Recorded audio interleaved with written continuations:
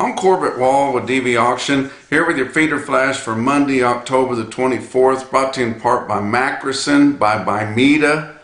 Macrocin is proven efficacy at an affordable upfront price. Without the BS, end of story. For more information, go to macrocin.com. Also, Joplin Regional Stockyards, they've got 4,500 for their regular Monday feeder cattle auction here today. That's kind of a moderate run for Joplin. Probably going to be moderate runs to light runs throughout the rest of the fall because the cattle are just not out there. Be sure and mark your calendars for November the 9th. That's the next big special cow and bull sale at Joplin Regional Stockyards. Be on Wednesday there, November the 9th at 4:30 in the afternoon, right after the weigh-up cows. Hard proof, and we've got it now, guys. We've got everything lined up for us. We've been needing some hard proof to show these speculators and these fund managers that this cattle market is for real. And if they want to get on and ride these commodities up, it's time to get in.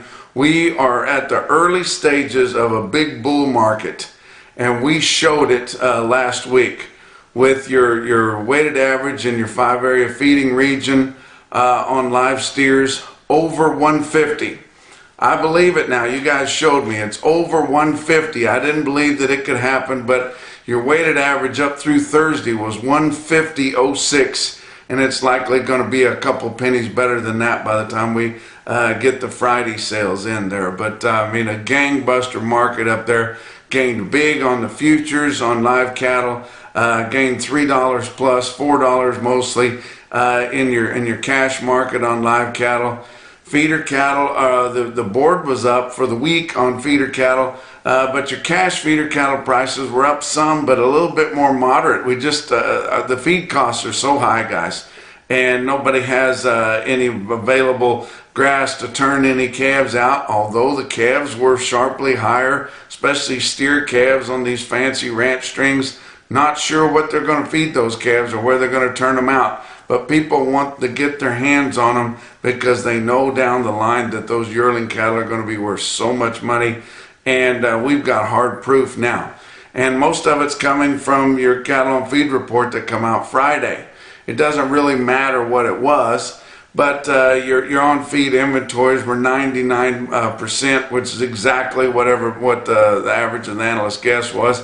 Everything was exactly like they thought. It was absolutely neutral, which I believe is a bullish sign for us because we have a hard time achieving those sometimes. But your placements in September come out to be 96%, and your marketings come out to be 104, and we were looking for 103.9. So it was absolutely neutral. So we got through another cattle on feed report, and it's just like nothing ever happened. We can keep going up the ladder here for this bull market. But we had a huge slaughter last week, 673,000. That's one of the biggest slaughters we've had all year. And you can't believe that they're doing it when we've got such tight supplies of market-ready cattle, but they've got a lot of product sold out front, and they've got to have that product. So excuse me, but it's just unbelievable that they were able to do that with such short supplies. Actually, up through the first 3 quarters here of this year, your steer slaughter has been down 1.3%. It's your heifer slaughter that's been up so big, up 5.2%. And of course, we talk about your cows all the time. They were up 13.1% compared to a year ago. So we've had a huge slaughter and heavy weights, a lot of beef production, but we've got excellent demand, especially globally or for export. We've got such a tough economy right now. Some of our domestic people can't afford it, but they're still eating it. You still got to eat, guys. They may not be eating the finest cuts, but they're still going to eat beef. But your grading has been subpar, despite the huge carcasses that we have, which are at record levels for this time of year. And I've been telling you that these nutritionists have been cheating on these rations, and that's one reason the cattle are huge, but they're still not grading right. And I had a friend of mine tell me it's not just the corn that they're cheating on, but this tallow has gotten really expensive, $74 a hundredweight. And so nutritionists are pulling back on the amount of fat that they're putting in the rations. That could also be making a big difference in the cattle not grading as well as what they normally would and what your packers are really wanting. But we're going into a time of year where we know we're going to have progressively tighter numbers of market ready cattle. You know, we're under a year ago on our cattle on feed, but just barely under, just 99%. But most all the cattle are really light. But I can't express to you that there's no other place to have cattle, feeder cattle or calves, either on the cow or in the feedlot. There's no other place to put them because it's just too dry everywhere. And I was talking to some people over the weekend. Everywhere you go, the calves that you see are still on the cow. There's no cattle turned out. There's no feeder, stalker type cattle turned out anywhere. We could have some wheat pasture as we go forward, but this wheat has been really dry and really short. But have had a few rains come up through hard red winter wheat country and may be able to turn some cattle out here in another month or so. But sure not going to be able to do it when they normally would like to do that in the early to mid-November. But it's just unbelievable how we've got hard proof here that you can look at. Of course, when we get to the end of the year, they'll be able to look at the inventory reports and it'll be even more. But we are at the beginning of a big bull rally. Hang on, guys. Pull your hat down tight because here we go. If you guys want some cattle that are kind of worth the money and you've got a way to put pounds on them, you can get a hold of old buddy Ellison Carter at Ellison Carter Cattle Company. Haven't given you any quotes out of there. These are cattle bought out of Central Texas. These are delivered prices. Most of these prices are going to the Texas Panhandle or Western Oklahoma. But look at some of these prices. You could order cattle from EC Cattle Company and you can background them and try to keep the money as cheap as you can on them. But steers and bulls, a load weighed 295 at 185 and a quarter delivered. Another load weighed 305 at 183.75. These would be good cattle, good enough to go anywhere. 375 pound steers and bulls at 172.75. Load weight 460 at 163.85. Some plainer type steers, if you can handle those, they'd be colored up a little and have some crosses on them. Weighing 515 at 142.60. That sounds awful cheap. Be $1 cheaper than some of them cattle up in the northern plains.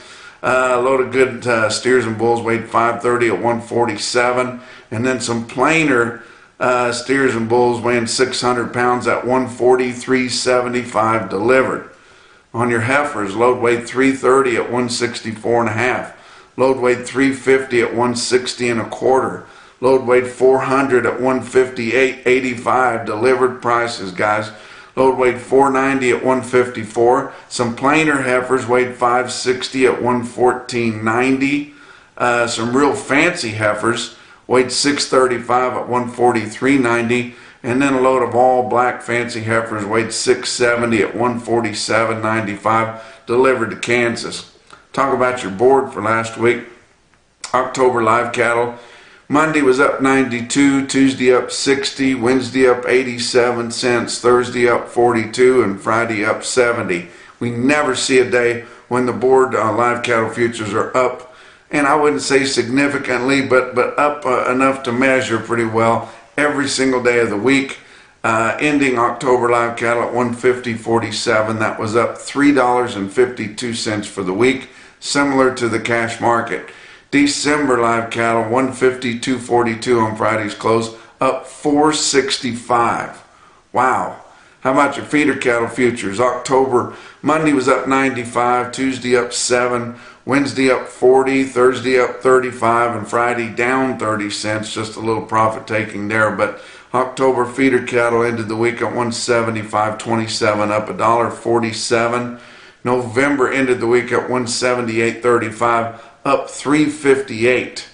Corn was down 5.5 cents for the week at 6.84 and a quarter cent a bushel. Beans 13.95 and a half to end the week, and that was up 11 3/4 cent. Fat cattle trade. Here's what everybody's been looking at, and this is the reason why we're gangbusters higher. Through Thursday, Your prices of live steers and heifers last week ranged from 146 to 153, with that weighted average 5 area feeding region steer price at 150.06. That was up 307 compared to the weighted average from the previous week. Dress sales ranged from 232 to 236.50, with a weighted average on dress steers of 235.26, up 366 compared to the dressed weighted average from the previous week. Wow. Had a little bit more trade on Friday. Of course, we couldn't see Colorado's trade, but Iowa had 600 confirmed on Friday, almost 32,000 for the week, which is good, really good movement for them. 151 live and 236 dress was the only prices in Iowa on Friday. Nebraska, 600 head confirmed, 33,600 head for the week. You look and see where packers went to get cattle is up in the north, where the cattle have a higher quality grade. That's what they really want, but even those cattle aren't grading as well as they normally do.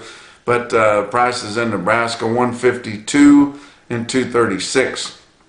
Trade wasn't as brisk in the southern plains, and nothing on Friday in Kansas, 10,300 head for the week. We did see negotiated grid trade in Kansas of 20,200, which packers gave to your feedlots, and enticing them to put them on a negotiated grid where they could get kickers if the cattle happened to grade well enough. Texas had 100 heads all on Friday, 8,100 head for the week, which is light for them, but 146 was the price, and the bulkier cattle in the southern plains brought 147, which was a really good price there for last week. Actually 148, I believe. That was $3 higher, so I'm not sure about the 146, but had some earlier trade last week at 147, and the bulk of trade in the southern plains is at 148. It's going up so fast I can't even keep track of it. Talk about your box beef cutout values. They were higher, so packers are getting some relief on that. Your weighted average on all of last week's sales on choice cuts, 251.93, up 562 compared to the weighted average from the previous week, and it was $1.50, $2 higher than that late in the week, 253.71. Select sales, your weighted average on all of last week's select cutouts, 221.90, up 716 for the week. Late week trade on selects, 224.36. Choice select spread is a record for this time of year at over $30. 675 loads of cuts, grinds, and trimmings. Your slaughter, like I mentioned earlier, 673,000 is huge. That's 13,000 more than last week, 11,000 more than the same week a year ago, and a pretty healthy harvest on Saturday of 42,000. Talk about your what else is going on. How about your Red River Beefmaster Performance Group? They want to invite you to the Red River Bull Sale, which I'm going to be at. It's going to be this Saturday, 11 o'clock in the morning, the 29th of October at Paris Livestock. It's east of Paris, Texas there. They've got 80 plus bulls there, and that'll be a real premium, modern Beefmaster type bull sale there, guys. Hope to see you there. Talk about your feeder cattle market. Your real-time index on DV auction ended the week at 172.98. That was down 22 cents compared to last week at the end of the week. Cash feeders in your sale barns steady to $3 higher, but it was on a light test. There's just not that many yearlings left. And and whenever you have a light test of yearlings, you're going to have some oddballs that sell off the market that pull your RTI down a little bit, and they did. But if you had a load of steers, they would still sell from strong to $2 or $3 higher than the previous week. Weaned calves, especially steer calves, $5 to $10 higher. Unweaned ballers, about steady, but not any lower. I mean, the market's good for calves. Talk about your big sales late in the week and over the weekend. How about Fort Scott Livestock in Fort Scott, Kansas? 1,500 head of feeders there. And they had feeder prices from $4 to $5 higher. That's what their best test was on the feeders. They kind of had an odd calf offering there, but check out this outstanding quote out of Fort Scott Livestock on Saturday. 59 head, 876-pound steers at 175.75 with the knowledge of everything that happened on Friday, even after the board closed. Your Zoetta stick-out sale of the day was Fort Pierre Livestock Auction, Fort Pierre, South Dakota on Friday. 8,100 head. Market was kind of uneven, but man, they had a lot of cattle there. And look at all these quotes that I pulled out of there. These are consignment quotes, one shot deal through the ring of over 100 head lots of your top steers. And it was all calves there, if you notice, including the top one on the list there you see is 104 head, 552-pound steers at 229. How about some individual quotes? St. Onge Livestock in St. Onge, South Dakota. That's way out in far western South Dakota. 102 head of 453-pound steer calves bring $2.50 a pound. Big yearling quote come out of Dunlap, Iowa at Dunlap Livestock Auction. 120 head of steers weighed 922 at 180.40. But the best quote that I saw anywhere late last week or over the weekend, and your Macrocin, no BS, top quote for the day, come out of Winter Livestock Auction in Winter, South Dakota. 100 head of steers weighed 608 at 219.50. And that's your feeder flash for Monday.